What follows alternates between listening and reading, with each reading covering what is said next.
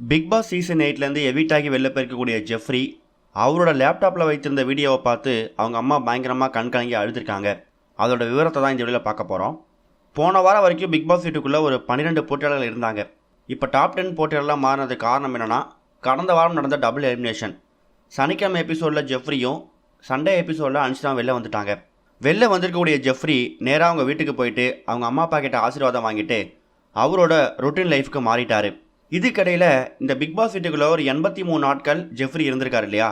அந்த 83 நாட்களில் ஒரு நாளுமே அவருக்கு புதுசான ஒரு எக்ஸ்பீரியன்ஸையும் எக்கச்சக்கமான மெமரிஸையும் இந்த பிக் பாஸ் வீடு கொடுத்துருக்கும். அவர் தூங்கி எழுந்ததுக்கப்புறமா கால் வைக்கக்கூடிய இடத்துல கூட கேமரா இருந்திருக்கு.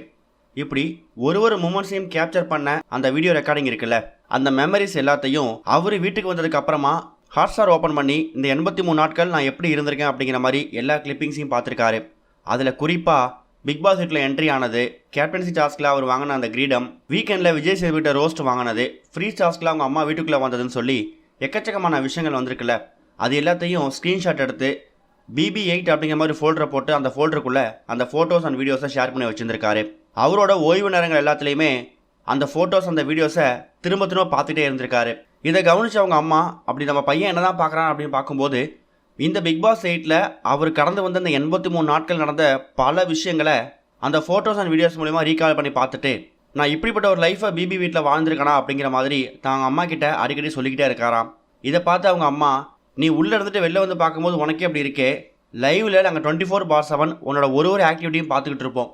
எந்த ஒரு இடத்துலையும் எங்களோட பையன் தப்பாக நடந்துடக்கூடாது, தப்பாக பேசிடக்கூடாது அப்படிங்கிறத நாங்கள் உறுதியாக இருந்தோம். ஆனால் இந்த 83 நாட்களில் எந்த ஒரு இடத்துலையும் எங்களோட பேரை கெட்டு போகிற மாதிரி நடந்துக்கல. உன்னோட கேம் பிளான் வேணால் மாறி இருக்கலாமே தவிர நீ ஜெஃப்ரியாக தான் இருந்த அப்படிங்கிற மாதிரி அந்த வீடியோஸை பார்க்கும்போது ஒரு டைமும் ஜெஃப்ரிக்கு வந்து ஆறுதல் சொல்லிக்கிட்டு இருக்காங்களாம். பொதுவாக பிக் பாஸ் வந்து வெளில போனவங்க பார்ட்டி டூர் அப்படிங்கிற மாதிரி வெளில சுற்றுவாங்க.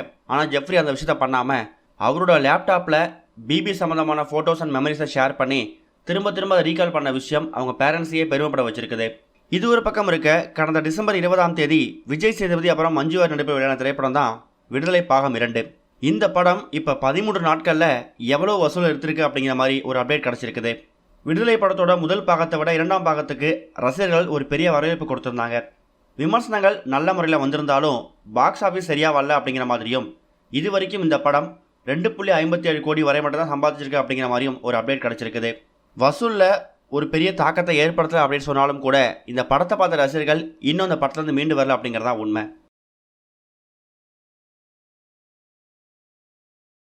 இதுவரைக்கும் கனெக்டிங் டிவிக்கு சப்ஸ்கிரைப் பண்ணனா மறக்காமல் சப்ஸ்கிரைப் பண்ணிக்கங்க. உடனடி அப்டேட்ஸ் பெறுவதற்கு நோட்டிஃபிகேஷன் பெல்லையும் கிளிக் பண்ணிக்கங்க.